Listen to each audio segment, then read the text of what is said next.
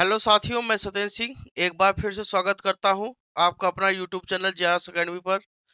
जैसा कि दोस्तों हम लोगों ने पिछले क्लास में व्यतिकरण के बारे में देखा था और हम लोगों ने देखा था कि जब दो तरंगे एक साथ सुपरपोजिशन की कंडीशन में आती हैं, एक दूसरे के साथ सुपरपोज होती हैं, तो उनमें वहां पर जो सुपरपोजिशन होता है तरंगों का, तो वहां से हमें मैक्सिमम इंटेंसिटी मिलती है या मिनिमम इंटेंसिटी मिलती है। और इसी फिनोमिना को हम लोगों ने एक नाम दिया था इंटरफेरेंस। जैसा कि हम लोगों ने देखा था कि मैक्सिमम इंटेंसिटी कब होती है, जब दो आयाम एक दूसरे के साथ जुड़ते हैं, तो वहां पे हम लोगों ने देखा था कि मैक्सिमम इंटेंसिटी मिलती है। मैक्सिमम इंटेंसिटी मिलने का जो कंडीशन था वो हम लोगों ने देखा भी था, और कैसे निकाला जाता है, उनके बीच में क्या रिलेशन बनता है, ये सब हम लोगों ने पिछली क्लास में बहुत अच्छे तरीके से कंप्लीट किया था। तो जो लोग आज इस वीडियो को पहली बार देख रहे हैं, वो सबसे पहले प्लेलिस्ट में जाके व्यतिकरण नाम से प्लेलिस्ट बना है, उसमें वहां पर पिछले वीडियो को देख लें, ताकि इंटरफेरेंस जो व्यतिकरण चैप्टर है ये आपको बहुत अच्छे से समझ में आए। आज हम लोग दोस्तों यहाँ पर देखेंगे जो न्यूमेरिकल है उससे रिलेटेड, उसको देखेंगे। जैसे यहाँ पे न्यूमेरिकल है, दो तरंगों की तीव्रताओं का अनुपात 25:16 है। दो तरंगे हैं, उनके तीव्रताओं का जो अनुपात है वो 25:16 है। उनके आयामों का अनुपात क्या होगा? ठीक है दोस्तों।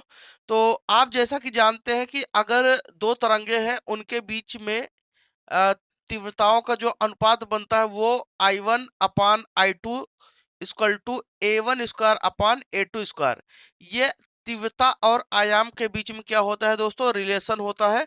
और यहां से अगर हम इनको निकालें तो देखिए यहाँ पे तीव्रताओं का अनुपात I1 रेशियो I2 कितना है? 25 अनुपात कितना है? 16 दिया हुआ है। अनुपात का मतलब होता है बटा, या बटे का मतलब ही अनुपात होता है। तो यहां से हम I1/I2 इक्वल टू 25/16 ले सकते हैं। अगर इस फार्मूले में हम रखें, हमें आयामों का अनुपात चाहिए, तो आप जानते हैं अगर इसी चीज को हम यहाँ से A1/A2 अगर निकालते हैं, तो यहाँ से क्या हो जाएगा? स्क्वायर रूट I1 अपान क्या हो जाएगा दोस्तों? I2 हो जाएगा। अगर इस फार्मूले में हम रखते हैं तो A1/A2 इक्वल टू, यहाँ से देखते हैं दोस्तों, यहाँ से रखेंगे तो कितना हो जाएगा? I1 की वैल्यू 25 और I2 की वैल्यू कितना? 16। और इनका स्क्वायर रूट निकालेंगे तो A1/A2 इक्वल टू दोस्तों आ जाएगा 5/4 आ जाएगा। 25 का स्क्वायर रूट कितना होगा? 5। और 16 का स्क्वायर रूट कितना हो जाएगा? 4। तो दोस्तों यहाँ से आयाम का जो अनुपात आया है A1/A2 इक्वल टू 5/4। तो ये इनके आयामों का दोस्तों क्या हो गया? अनुपात हो गया। अब इसी न्यूमेरिकल में आगे कहा है, यदि दोनों तरंगे व्यतिकरण करे तो महत्तम और न्यूनतम तीव्रताओं का अनुपात क्या होगा? अगर यही दोनों तरंगे व्यतिकरण का फिनोमिना करते हैं, व्यतिकरण घटना होती है, तो इनकी जो मैक्सिमम इंटेंसिटी है और मिनिमम इंटेंसिटी है, उनके बीच में क्या रिलेशन होगा, क्या उनका रेशियो आएगा? तो दोस्तों अगर हमें आयामों का अनुपात पता चल गया है, तो यहाँ से तीव्रताओं का मैक्सिमम इंटेंसिटी और मिनिमम इंटेंसिटी का रेशियो भी पता चल सकता है। आपने पढ़ा है I max upon I minimum equal to A1+A2 का whole square upon A1 - A2 का होल स्क्वायर। ये इनके बीच में आपने क्या पढ़ा है कि कहते हैं रिलेशन पढ़ा है। तो यहां से हम वैल्यू को पुट कर सकते हैं। हमारे पास A1 और A2 दो के दोनों की वैल्यू हमें पता है। तो दोस्तों अगर इस पे हम क्या करते हैं, रखते हैं, तो यहां से हो जाएगा I max upon I minimum equal to A1 की वैल्यू 5 है और A2 की वैल्यू कितना है? 4 है। 5+4 का स्क्वायर हो जाएगा अपान 5 माइनस क्या हो जाएगा? 4 का होल स्क्वायर। अब यहां से देखा जाए तो 5 और 4 कितना होता है दोस्तों? 9 होता है। और यहाँ इसका स्क्वायर, और यहाँ 5 में से 4 घटाते हैं तो कितना बचेगा? 1। तो 1 का स्क्वायर। तो दोस्तों अगर यहां से देखा जाए तो I maximum upon I minimum equal to 9 का स्क्वायर 81 और 1 का स्क्वायर 1। तो यहां से दोस्तों ये आ गया आपका मैक्सिमम इंटेंसिटी और मिनिमम इंटेंसिटी का रेशियो। तो अगर हम इसी को रेशियो के आधार पर लिखना चाहें तो I max ratio I minimum equal to 81:1। ये दोस्तों क्या हो गया, हमारा आंसर हो गया। और ऐसे ही सवाल आपका आगे आते हैं कि कहते हैं छोटे छोटे क्वेश्चंस आपके बहुविकल्पी प्रश्न के तौर पे पूछ लिया जाता है, या फिर एक नंबर के तौर पे आपके यूपी बोर्ड के एग्जाम में पूछ लिया जाता है। आइए हम लोग दूसरा क्वेश्चन की ओर चलते हैं। सेकंड क्वेश्चन में कहा है समान आवृत्ति वाली दो तरंगों की आयामों का अनुपात 4:9 है। इनके दोस्तों आयामों का अनुपात है वो A1 अनुपाते A2 दिया है, 4 अनुपाते कितना दिया है, 9 दिया है। इनके आयामों का अनुपात दिया है। कह रहा कि इनके अध्यारोपण से उत्पन्न परिणामी तरंग की अधिकतम तथा न्यूनतम तीव्रताओं का अनुपात। तो सेम वैसे क्वेश्चन है दोस्तों। तो यहां से आई मैक्स और आई मिनिमम का रेशियो पूछा है। तो आप जानते हैं A1 प्लस A2 का क्या होता है दोस्तों, होल स्क्वायर। और यहाँ से A1 माइनस क्या होगा, A2 का होल स्क्वायर। तो यहाँ से अगर दोस्तों वैल्यू को हम पुट करते हैं, I max upon I minimum equal to A1 की वैल्यू 4, A2 की वैल्यू 9। और हमने आपको बताया था कि जब ऐसा कंडीशन आएगा तो यहाँ पे हम क्या करेंगे, 4 माइनस क्या कर लेंगे, 9 कर लेंगे। अब यहां से देखा जाए 9 में से 4 गए, 9 और 4 कितना हो जाएगा, 13 हो जाएगा। 13 का स्क्वायर 13 का स्क्वायर। और यहां से 9 में से 4 घटाते हैं दोस्तों, कितना बचेगा, -5 का स्क्वायर। अब 13 का स्क्वायर दोस्तों क्या हो जाएगा, 169। 13 का स्क्वायर दोस्तों 169 हो जाएगा। और इसका -5 का स्क्वायर, तो माइनस का स्क्वायर क्या हो जाएगा, प्लस हो जाएगा। 5 का स्क्वायर दोस्तों कितना हो जाएगा, 25 हो जाएगा, 25। तो ये दोस्तों क्या आ गया, इनका रेशियो आ गया। और रेशियो के तौर पे अगर लिखते हैं तो I maximum ratio I minimum. तो यहां से दोस्तों 169 रेशियो टू 5। तो दोस्तों ये क्या हो गया, आंसर हो गया। तो ऐसे ही क्वेश्चन आपके बोर्ड परीक्षाओं में आते हैं, छोटे छोटे क्वेश्चन देखने को मिलते हैं और बेहतरीन क्वेश्चन होते हैं। अगर आप नॉर्मली अगर आपको फार्मूला याद है, आप उसे याद किए हो, तो आराम से आप उसे सॉल्व कर सकते हैं। बढ़ते एक और क्वेश्चन की तरफ। और इस क्वेश्चन में जैसा कि बोर्ड पे अगर आप देख रहे होंगे तो आप इसे कर लीजिएगा।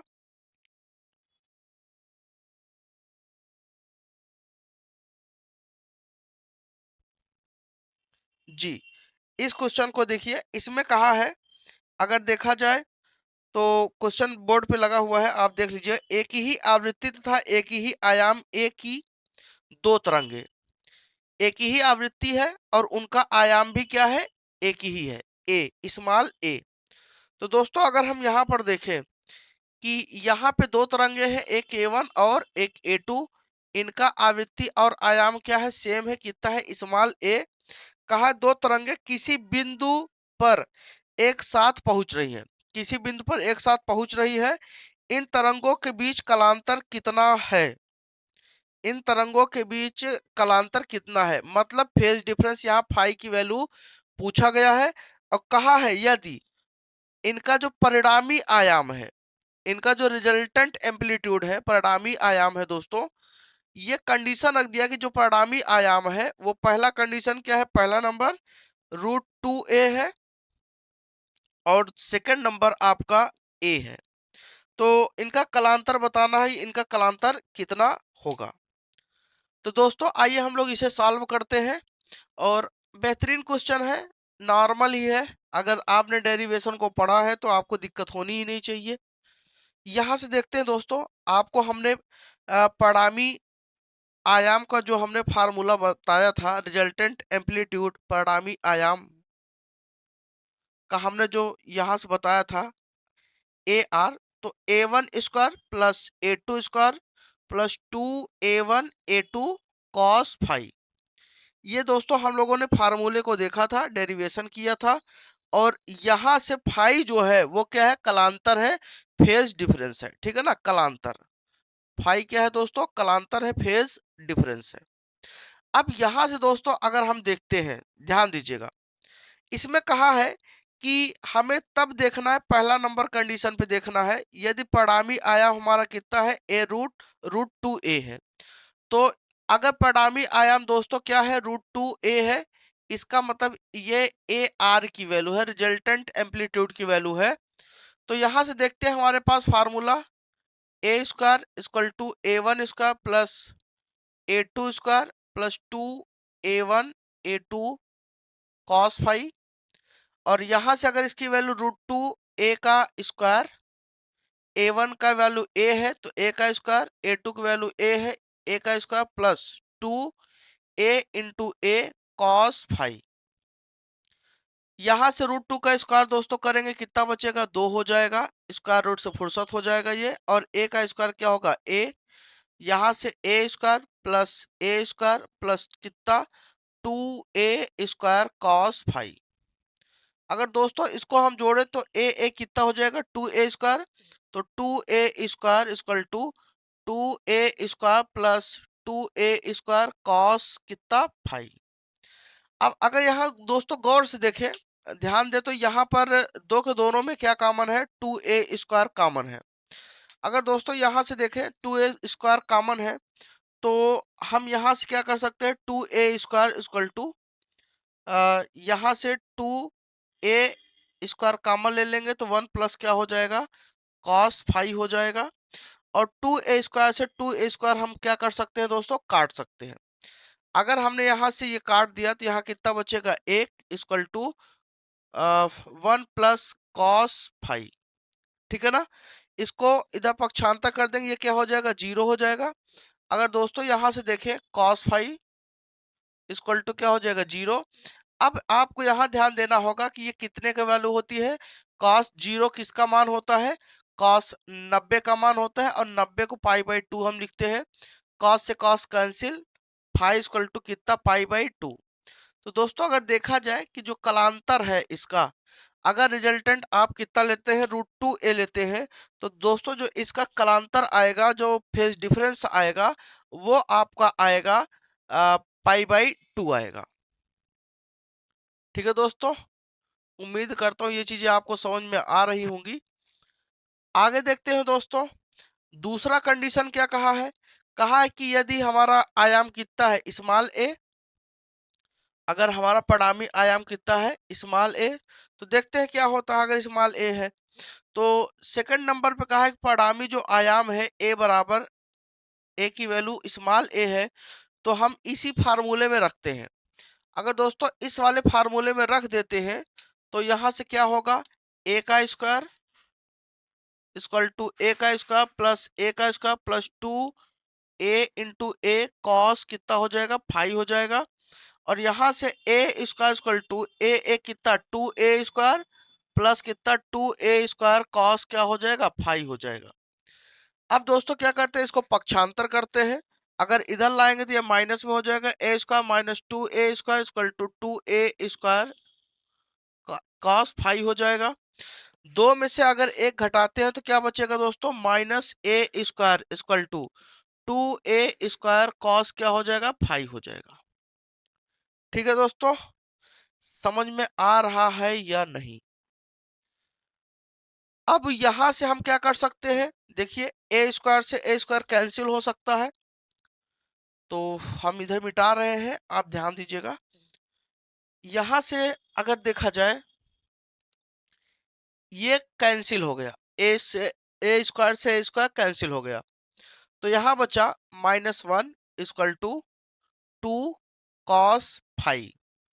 दो को इधर भेजिए, -1/2 इक्वल टू कॉस क्या हो जाएगा, फाइव हो जाएगा। और यही कॉस फाइव अगर देखा जाए तो ये कितने का मान होता है, 120 अंश का मान होता है। -1/2 कॉस 120 अंश का मान, तो कॉस से cos cancel, phi equal to कितना, 120 अंश। तो इसका मतलब जो कलांतर हो कितना होना चाहिए, 120 अंश होना चाहिए। तो हम यहाँ से कर सकते हैं। और अगर आप इसे पाई में बदलना चाहते हैं तो 120 अंश गुणते पाई बाई कितना, 180। अगर काटेंगे 60 से, 60 तिक्के 180, 60 दूने 120, तो दोस्तों आएगा 2 पाई बाई कितना आ जाएगा, 3 आ जाएगा। यही आपका क्या हो जाएगा, फेज डिफरेंस हो जाएगा।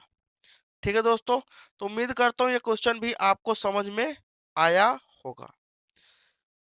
नोट कर लीजिए, बढ़ते हैं एक और क्वेश्चन की तरफ।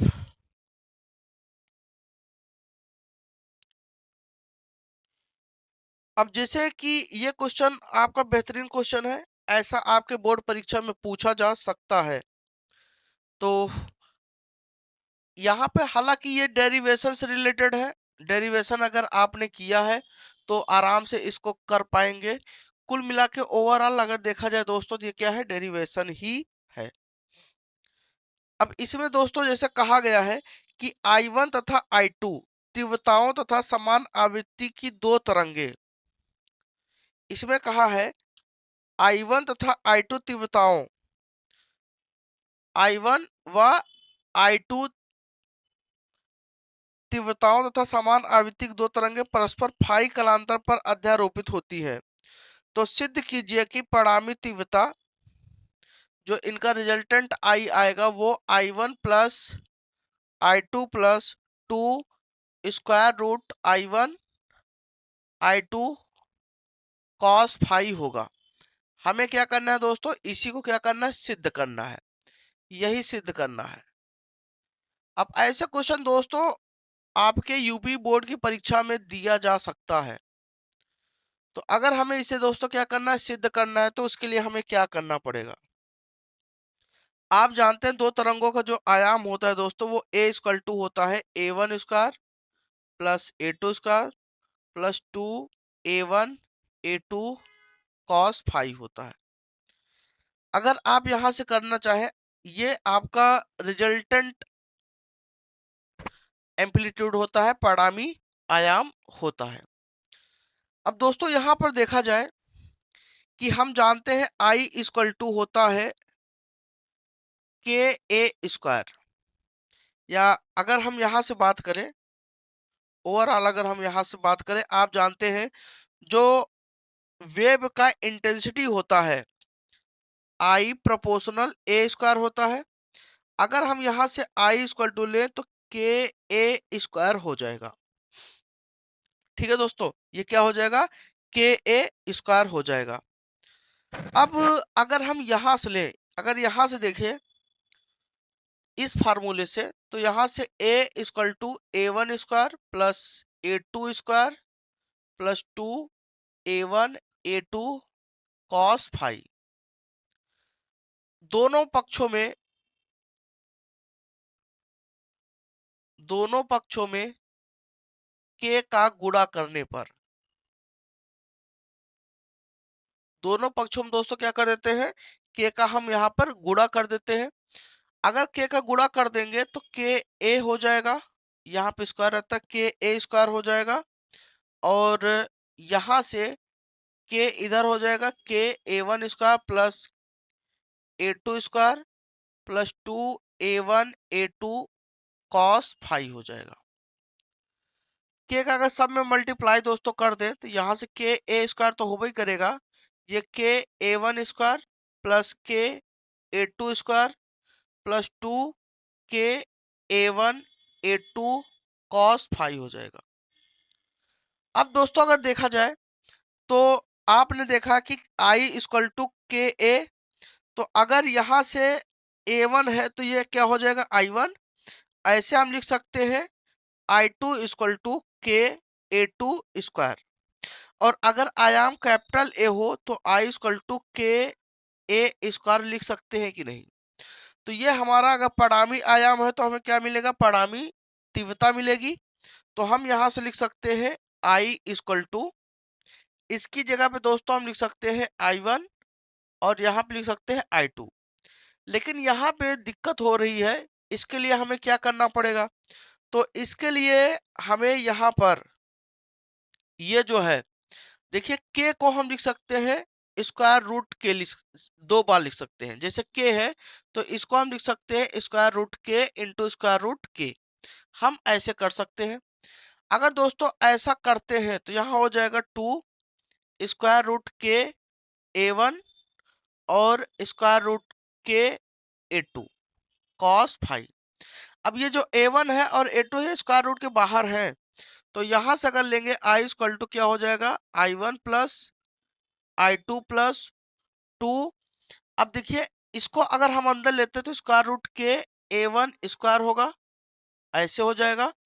और अगर इसको लेते हैं तो स्क्वायर रूट के A2 स्क्वायर हो जाएगा। और अब यहां से स्क्वायर रूट से अगर बाहर जाएगा फिर तो हमें वही चीज मिल जाएगा, समझ रहे हैं ना। तो अगर इस चीज को हम क्या करें, बाहर निकालें, तो फिर से हमें क्या हो जाएगा, ये फिर से स्वतंत्र हो जाएगा, कोई दिक्कत नहीं पड़ेगी। तो यहां से दोस्तों क्या हो जाएगा, cos फाई हो जाएगा। अब दोस्तों अगर देखा जाए तो k equal to I1 plus I2 plus 2। अब ध्यान दीजिए, अगर जैसे यहां पर ये चीज है तो ध्यान दीजिएगा, ये अगर के A1 स्क्वायर है, के A1 स्क्वायर है, तो इसकी वैल्यू क्या होती है, के A1 की वैल्यू क्या है, यहां देखिए के A1 स्क्वायर की वैल्यू क्या है, I1। तो ये स्क्वायर रूट में है तो क्या हो जाएगा, स्क्वायर रूट क्या हो जाएगा, I1। और के A2 की वैल्यू, के A2 स्क्वायर की वैल्यू कितना है, I2। तो हम इसको अगर इसमें रखें तो क्या हो जाएगा, I2 हो जाएगा। और ये क्या हो जाएगा, cos फाई। तो यही क्या करना था, हमें रिजल्टेंट निकालना था और इसी को हमें क्या करना था, सिद्ध करना था। तो यही चीज क्या हो गया, सिद्ध हो गया। ठीक है ना दोस्तों। तो ऐसे ही क्वेश्चन आपके परीक्षा में पूछा जा सकता है या पूछता है, कभी कदार पूछ भी सकता है या पूछा भी गया होगा, अलग अलग बोर्ड परीक्षाओं में पूछा गया होगा। अब बढ़ते हैं आगे क्वेश्चन की तरफ, आप इसे नोट कर लीजिए और अगले क्वेश्चन की ओर हम लोग चलते हैं। अगला क्वेश्चन दोस्तों जैसे इसमें दिया है, कहा है कि आई कैपिटल आई तथा 4i। अब यहां पे दिया है कैपिटल आई तथा 4i तीव्रताओं के दो स्रोतों के बीच, तीव्रताओं के दो स्रोतों के बीच व्यतिकरण पर विचार कीजिए,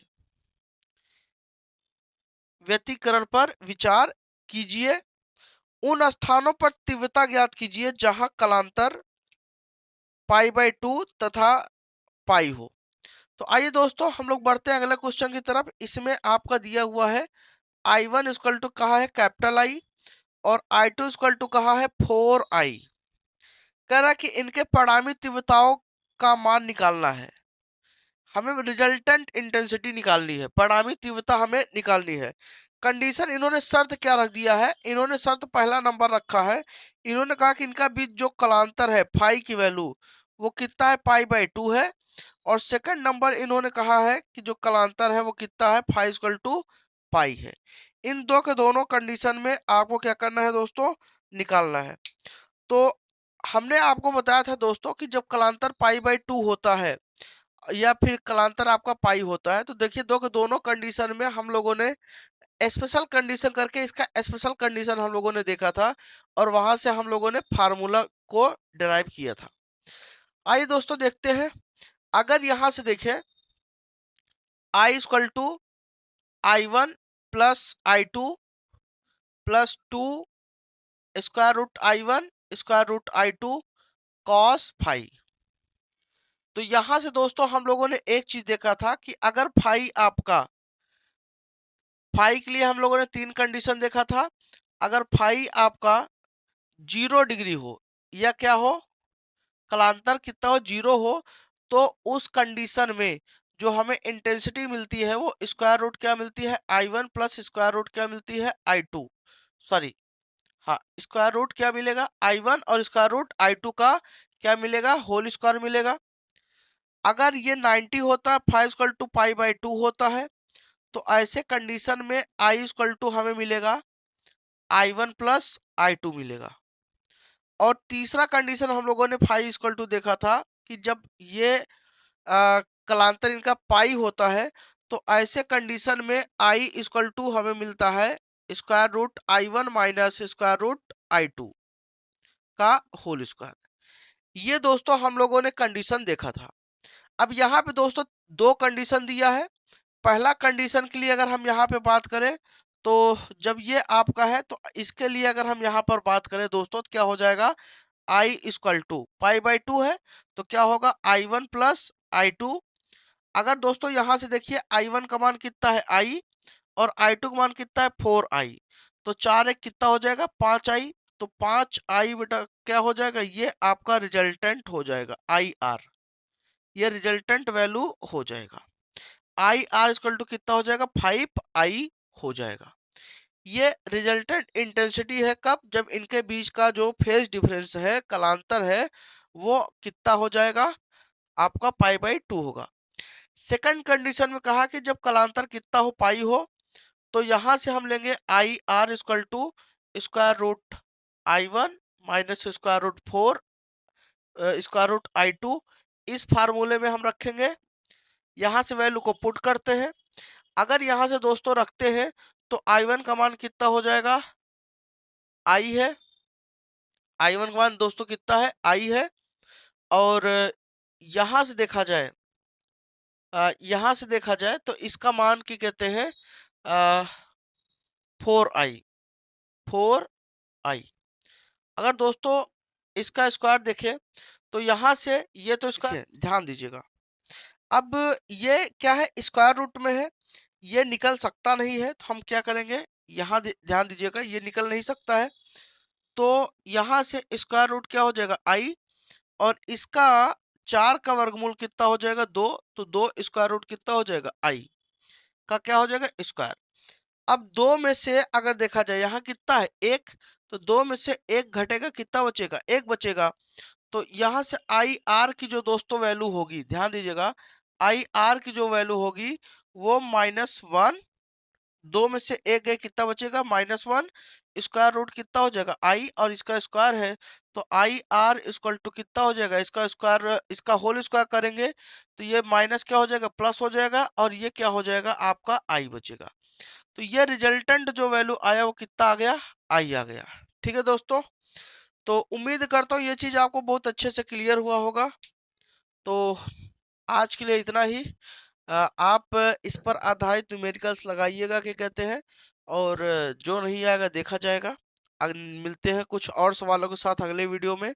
अगर ये वीडियो आपको पसंद आया है तो आप इसे जरूर लाइक करें, चैनल को हमारे सब्सक्राइब करें, दोस्तों में शेयर करें, और बेल आइकॉन को ऑन कर लें, ताकि जब भी हम वीडियो अगर इस पर हम से डालते हैं, अपलोड करते हैं, तो आप तक जरूर पहुंचे। थैंक यू दोस्तों।